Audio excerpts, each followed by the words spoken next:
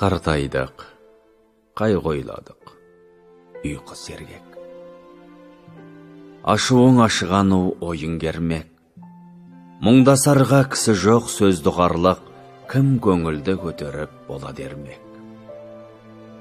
Жас қартаймақ, жоқ тумақ, туған өлмек, тағдыр жоқ өткен өмір қайта келмек. Басқан із, көрген қызық артта қалмақ, бір құдайдан басқаның бәр өзгермек. Ерісі ақыл кермек, бойды жеңбек, өнерсіздің қылығы өлі көрмек. Шық ойламай, шығындап қылық қылмай, ерінше кездігінен көпке көмбек. Жамандар қылалмай жүр адал еңбек, ұрлық қулық қылдым деп қағар көлбек. Арамдықтан жамандық көрмей қалмас, мың күн сынбас, бір күні сынар шөлмек. Адамзат тірлікті дәулет білмек, ақыл таппақ, мал таппақ адал жүрмек. Екеуінің бірі жоқ ауыл кезіп, не қорлық құр қылжаңмен күн өткізбек.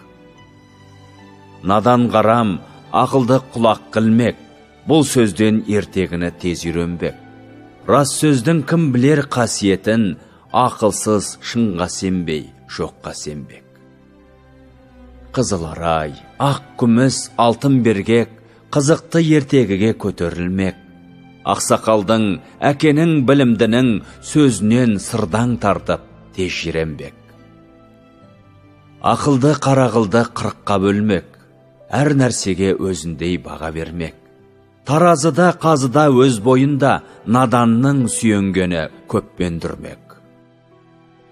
Алашқа іші жау боп, сырты күлмек, жақынын тірідаңдып өлсе күрмек. Бір-екі жолы болған кісі көрсе, Құдай сүйіп жаратқан осы демек. Ел бұзылса, құрады шайтан үрмек, періште төменшіктеп қайғы жемек. Өзімнің иттігімнен болды демей, жеңді ғой деп шайтанға болар көмек.